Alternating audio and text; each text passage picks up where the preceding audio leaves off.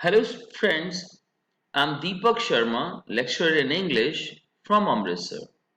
Hope you all are doing well with your studies. Today, we are going to read a chapter, come autobiography of Hellen Keller from the story of my life. The picture you can see on the screen. This is the seventh chapter of your textbook from intensive study. Now, before starting the chapter, let's try to get the answer of some simple questions. You might have seen some blind people around you. Have you ever thought, how do the blind people read? Yes? Who knows the answers? Very good. They have a special language in which they feel the text with their fingers and know what is written. This language is called Braille language. On the screen you can also see a blind person, it's feeling the text with its finger. Okay, one more question. The people who are deaf, or in easy words, who can't hear any sound, how do they read? Yes, they can see, but they cannot hear. So they have one special language that is sign language, and these signs are made by the fingers. So they understand these signs and they understand what the other person wants to convey. Even our national channel, DD channels, they telecast the news for deaf and dumb, where the news reporter uses sign language. I hope you got the concept. Now, after knowing all these answers, can you imagine if a person is deaf and blind both, how he or she would read? And to add more surprise, she does even her graduation, the first college degree. Yes. So today we are going to read about a similar type of child, that is Hellen Keller. She not only learned how to read, but was the first blind and deaf person to earn a bachelor degree in arts and even wrote a book. On the screen you can see the picture of Hellen Keller. And you know how she did all the things? Yes, she learned how to do lip reading. This is called tatoma. Learned to read and write braille also. Okay, so now my friends, the one and the only person who helped her to achieve her success was her teacher, whose name was Anna Sullivan. She used to work for Perkins School for the Blind, and then after she was sent to teach Hellen Keller. So this is the real picture of Hellen Keller and her teacher on the screen. Now my friends, before starting this very interesting and motivating chapter, we may encounter with some difficult words which can hamper our understanding. So let's get first of all the meaning of these words. The first word is immeasurable. Immeasurable means that cannot be measured. Too large or great. Next is honeysuckle. Honeysuckle is a type of plant, a climbing plant with white, yellow or pink flowers with a sweet smell. In the next slides, you will also see the picture of this plant. Languor, the pleasant state of feeling lazy and without energy when you go on sleeping or resting for long hours. Grope, to try and find something that you cannot see or by feeling with your hands. Plummet, to fall suddenly and quickly from a higher level or position. Okay, share prices plummeted to an all-time low. So plummet is used with a sudden fall, okay, either in the case of money or share or markets, so plummet. Harbor, it's an area of water on the coast. protected from the open sea by strong walls where ships can shelter. So, simple thing, harbor is a place where ships take shelter. Uncomprehending. This is the opposite term of comprehending. Comprehending means understanding, and uncomprehending means not understanding a situation or what is happening. Tussle. Tussle. It's a short struggle, short argument. Okay, when you have some arguments with your friends or with your relatives, this is called tussle, tussle between friends. Persist, to continue to do something despite difficulties, like your studies, like your education. So you persist your education or opposition in a way that can seem unreasonable. Confound, to confuse or surprise somebody or baffle. So to confuse. Despair. Despair means it's the feeling of having lost all hope. When you come across with heavy losses, okay, then you feel despaired. Despair means losing hope. Tenderness, it's a delicacy or softness. Hearth, it's a floor at the bottom of a fireplace. The cat dozed in its favorite spot on the hearth. You will also see the picture of hearth in upcoming slides. Hop, to move by jumping on one foot. In the picture you can see the kids, they are playing game hopping with their one leg up. Okay.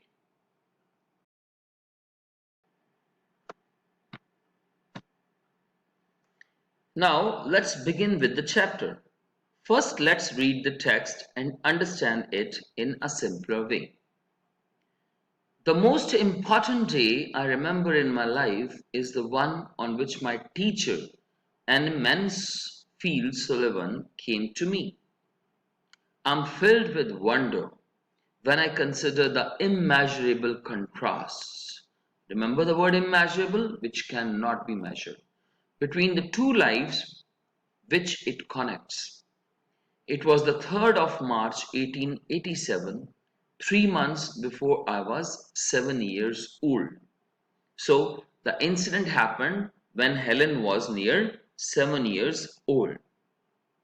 In this slide, Helen Keller is saying that the most important day in her life was the day of arrival of her teacher into her life.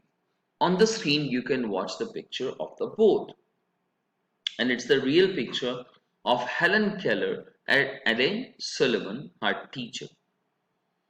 Now, on the afternoon of that eventful day, I stood on the porch, dumb, expectant. I guessed vaguely from my mother's signs and from the hurrying to and fro in the house that something unusual was about to happen. So I went to the door and waited on the steps. The afternoon sun penetrated the mass of honeysuckle that covered the porch and fell on my upturned face. This is the honeysuckle plant you can see on the screen. In this slide, here Helen tells that her teacher was to come to her house and that day was filled with something different from the usual days. Students, you also can visualize that whenever anybody comes to your home, when some special guest is about to visit, the preparations are generally different than on any typical day. Got it? So, the same was happening at Helen Keller's house. While she was standing on the porch and was hoping to meet her teacher soon. A honeysuckle plant, it is shown. My fingers lingered almost unconsciously on the familiar leaves and blossoms which had just come forth to greet the sweet southern spring. I didn't know what the future held of marvel or surprise for me. Anger and bitterness had preyed upon me continually for weeks, and a deep languor had succeeded this passionate struggle. Languor, as I already have told, the pleasant state of feeling lazy and without energy. Okay, you can see this picture. Here, Helen tries to describe her state of mind, what she's thinking. She was confused about her future because she could neither see nor hear, so frustration in life was obvious. For long she used to behave like lazy and lifeless person, or a person who is left with no excitement to live. Okay, so you can imagine the mental state of Helen Keller. Have you ever been at sea in a dense fog when it seemed as if a tangible white darkness shut you in and the great ship, tense and anxious, groped her way toward the shore with plummet and sounding line, and you waited with beating heart for something to happen? In these lines, Helen asks the reader a question by putting them all in the same situation. So she is making the readers feel the situation in which she herself is. She asks, how would a reader feel? Definitely, one would find oneself lost or nowhere. Here, Helen compares her state with a lost ship in the sea, fog, and waiting something very bad to happen. I was like that ship before my education began, only I was without compass or sounding line, and had no way of knowing how near the harbour was. Light, give me light, was the wordless cry of my soul, and the light of love shone on me in that very hour. You can see in the picture what harbour is, where ships, boats, and barges can be docked. Okay, so the seashore, you can say. In this stanza, the lost ship only wants two things: light and harbour. Here, Helen quotes education as the light. So, education, what she is craving for, that is the light she wants, which would take her to the harbour, that is her aim in her life. Okay, got it? So, harbour is her aim, and education is light, and her soul is crying for light, or in other words, education. I felt approaching footsteps. Now the teacher is arriving. So she felt approaching footsteps. I stretched out my hands as I supposed to my mother. So Helen Keller thought it was her mother. Someone took it, and I was caught up and held close in the arms of her, who had come to reveal all things to me, and more than all things else, to love me. So here, Helen Keller shares her feeling. She explains that the wait is over now, and someone took her hand into her own hands. And these hands were not of her mother. Yes, this was her teacher, who will show the world to a blind girl without eyes. Here, Helen meets her teacher for the very first time. The morning after my teacher came, she led me into her room and gave me a doll. In the picture, you can see Sullivan, Madam Sullivan, she is giving a doll to Helen Keller, and the dog is lying in her lap. This is the original picture. The little blind children at the Perkins Institution had sent it, and Laura Bridman had dressed it. But I did not know this until afterwards. Okay, you can see doll from Perkins Institution of Blind in the picture. So the teacher, as a token of her first visit, gave Helen a doll, and the doll was sent by little blind children at Perkins Institution. In the picture, you can see the doll lying in the lap of Helen Keller. So this was the first gift Helen ever got from her teacher. Now, before going further, let's revise all the things or try to have a recall of all the things that we have read till now. I have made a small exercise of fill in the blanks with you so that you can recall and fill the words. Let's see how you do. Helen was nearly at the age dash when she met her teacher. The name of her teacher was dash. The plant covering the porch was dash. Helen compares her life with a lost dash before arrival of her teacher in her life. The cry of her soul was dash. The present which teacher gave her was a dash. Now I'm giving you some time to fill the blanks just by recalling all the stuff that we have read. So have your time.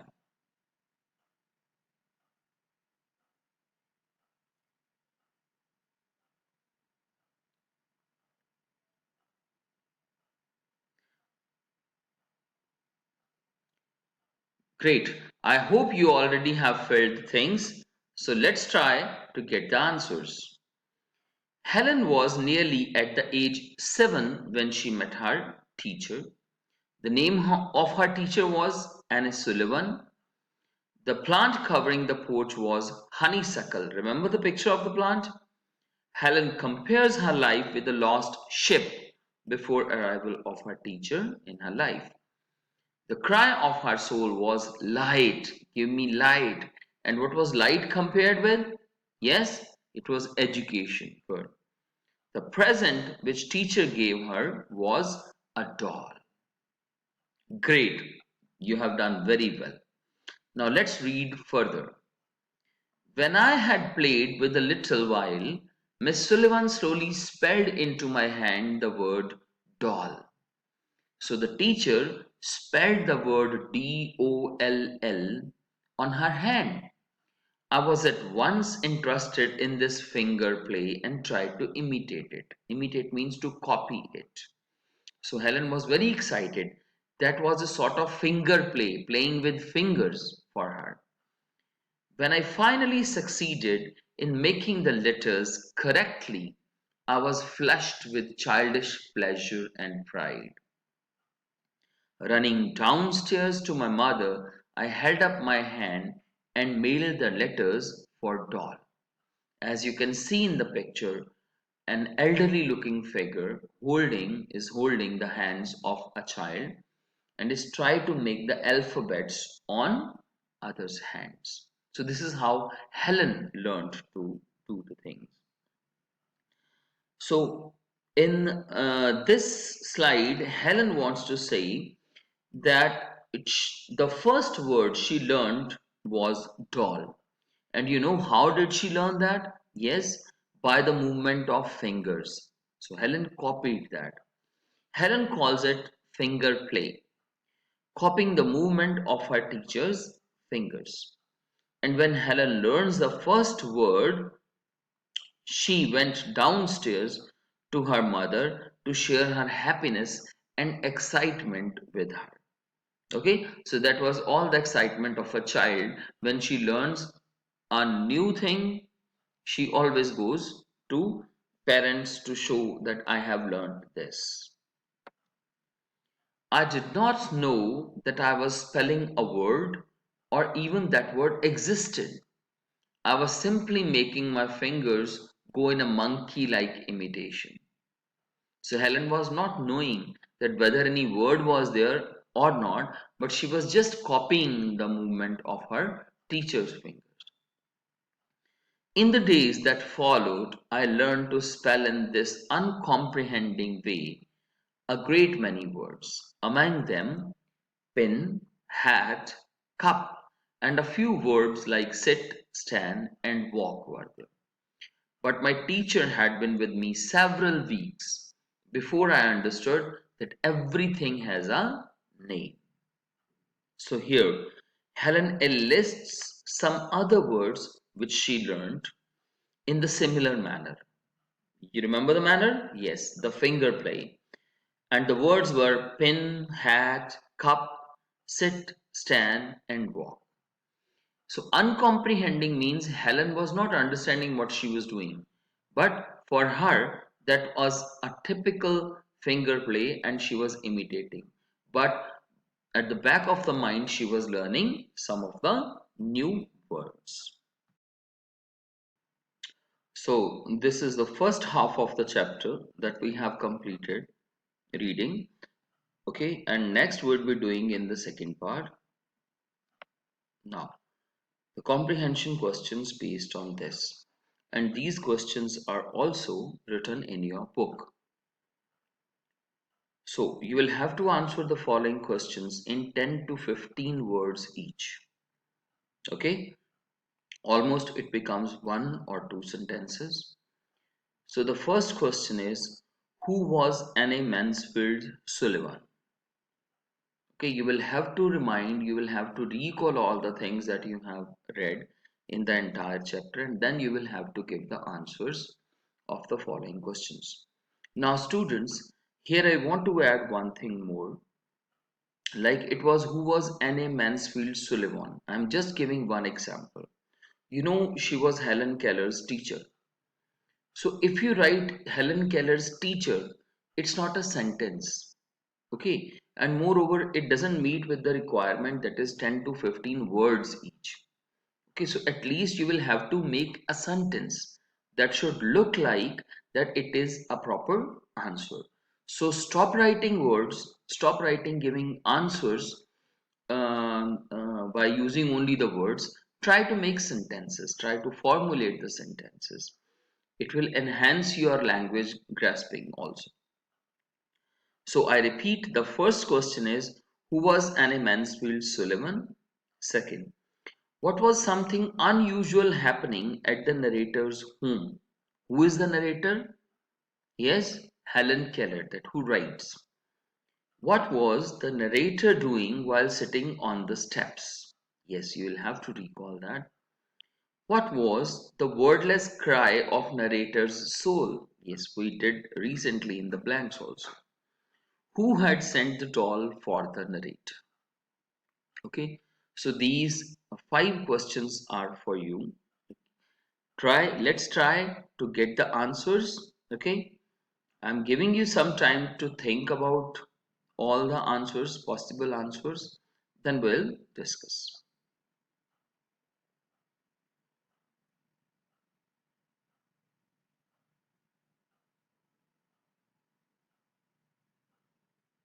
Yes, I hope you have got all the answers. Let's go. Who was Anne Mansfield Sullivan? Yes, Anne Mansfield Sullivan was the teacher of Helen Keller. It's a proper sentence and it gives a proper answer. What was something unusual happening at the narrator's home? Helen's teacher was expected to come and preparations of her welcome were in progress. Okay, so why the unusual happenings were there? Her teacher was about to come and the preparations of her welcome were in progress. Third question, what was the narrator doing while sitting on the steps? What she was doing? Yes, exactly. Can you remember? She was thinking of what she was doing. Yeah, she was waiting anxiously for something unusual to happen.